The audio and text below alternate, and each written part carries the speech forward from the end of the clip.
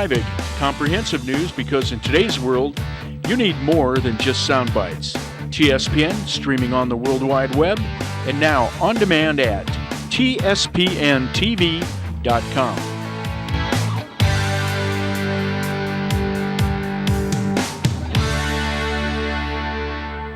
Well, hi everybody. Welcome to TSPN's news for this morning, today, and whenever you're watching. And with me is Supervisor Richard Forster. We're going to be discussing the supervisor's agenda that's coming up on tomorrow's meeting. Hi, Tom. Nice to have you on board, Richard. How are you doing? I'm doing swell. We got just a little bit of a drizzle, maybe kept the grass wet today. Yeah, not much. Okay. Anyway, better than nothing, but if we could use that about... push that fire off for danger for maybe a week or so. Yeah, we could use it like that about 7 days a week, but... Right. Anyway, we got a little bit of snow, but it'll be melted off the next warm spell. We have, looks like it'll be a pretty full day on Tuesday of this week. You want to go right into it? Sure. Okay. Starting off, we're going to have a discussion on refinancing our county administrative center. It looks like we can get a much better rate, and if things work out, it looks like the savings per year should be about $46,000. Well, that's a good deal of savings. Yeah, so it looks like that's the way we're going to be going now. There was an opportunity to save about $15,000 more than that.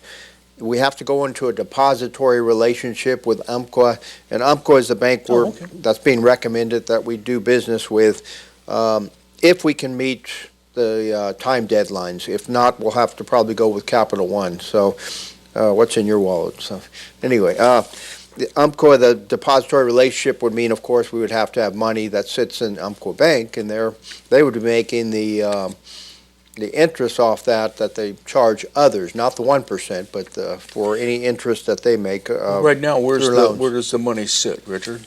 We don't have a lot of money sitting. We don't have a lot of money sitting around, but we're going to have that discussion of would it be better to do this and save on a yearly basis to save that kind of money. That discussion will be with our General Services Director, John Hopkins, and then next up.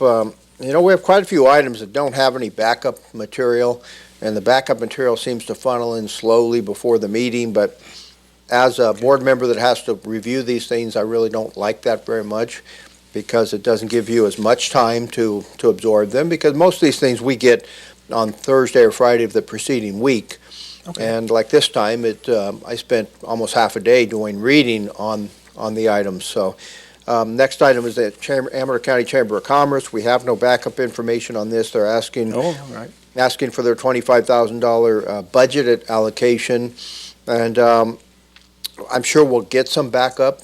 It might not be until the day of the meeting, but it would be nice to get that information ahead of time. So when that happens, you ask questions of the the chamber while they're in the Board of Supervisors. Well, they make a request. Chamber or anyone else can make a request for something to go on the agenda. It'll usually run through the chair and the administrative committee. It was granted for them to be on the agenda. It's always nice to have that backup information sooner rather than later. So I think they'll probably be funded, but you never know. We'll see what their information says. The chamber and ACT, there seems to be a good relationship there now. Next item up will be another item with no backup information. This is coming from our staff in this situation. The assessor's office, Mundell Land and Livestock Company, and this is regarding non-compliance on a joint agriculture management agreement where someone actually built a house on property that was Williamson Act, and they weren't supposed to build a house there. Part of the deal with Williamson Act, I think a family member, if the parcel is big enough, can put a house on. But in this case, there was probably already a house existing. That's usually the case that prohibits them from putting up another house. So what do you do here? I mean, the recommendation is as it relates to removal of a 5-acre home. Well, that's probably hard to do. I was curious, how would it get permitted and go through the permit process without flagging somehow? You know, that question, you don't have any that question information, is interesting, but I have no backup information. It would have been nice to have a staff report here. This item, I don't think the home will be removed, but I think what will happen in this situation is usually you're going to look at Williamson Act of taking them out of the Williamson Act. They would lose the tax advantage, and they would have to pay penalties on top of that. Does it physically take 10 years to pull that property out, or does it come out right away? In a situation like this, that would be recommendation of staff of how they're recommending it be done. But usually you're looking at 10 years to wean yourself out of that Williamson Act.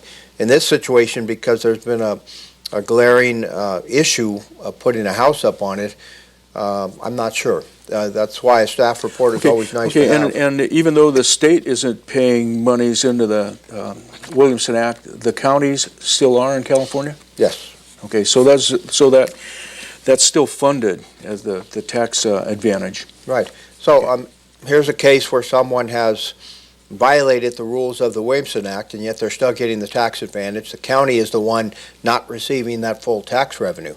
So I would guess staff is going to recommend that they have to withdraw from the Williamson Act and that they have to pay the penalties associated with that. Okay. Next up, we have another case of code enforcement, and this regards an abatement order.